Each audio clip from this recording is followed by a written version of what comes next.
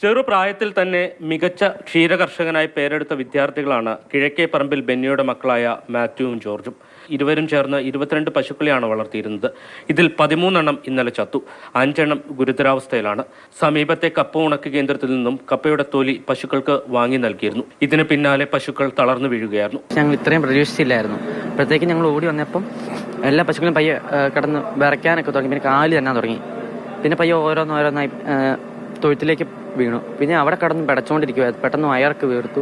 കണ്ടപ്പോൾ നല്ല പേടിയായി. പിന്നെ അയൽവക്കത്തുള്ളവരെ എല്ലാവരും വിളിച്ചു. അപ്പോൾ അവരെല്ലാവരും പെട്ടെന്ന് തന്നെ ഓടി വന്നു. ഓമനിച്ചു വളർത്തിയ പശുക്കൾ കൂട്ടത്തോടെ ചത്തത് കുട്ടികൾക്ക് താങ്ങാൻ കഴിഞ്ഞിട്ടില്ല.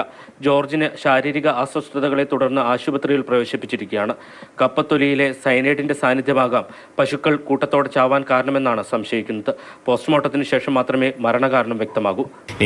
ഓട്ടോസ്ട്രോഡിൻ ഇതുപോലെയുള്ള സയനൈഡ് പോയിസണിങ് ഉണ്ടാക്കുന്ന കെമിക്കൽസ് റിലീസ് ചെയ്യും. ഇത് ബ്ലഡിൽ അബ്സോർബ് ചെയ്യും.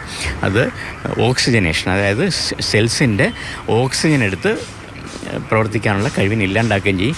ഇമ്മീഡിയറ്റ് ആയിട്ട് സഫോക്കേഷൻ വരും. മാത്യുവിനെ ഫോണിൽ വിളിച്ച് മൃഗസംരക്ഷണ വകുപ്പ് മന്ത്രി ചിഞ്ചു റാണി എല്ലാവിധ സഹായങ്ങളും വാഗ്ദാനം ചെയ്തിട്ടുണ്ട്. പശുക്കൾക്ക് ഇൻഷുറൻസ് പരിരക്ഷ ഏർപ്പെടുത്തിയിട്ടില്ലാത്തതിനാൽ കുട്ടികൾക്കുണ്ടായ വലിയ നഷ്ടം നികത്താൻ സർക്കാർ തന്നെ ഇടപെടണം. മാതൃഭൂമി ന്യൂസ്, ഇടുക്കി.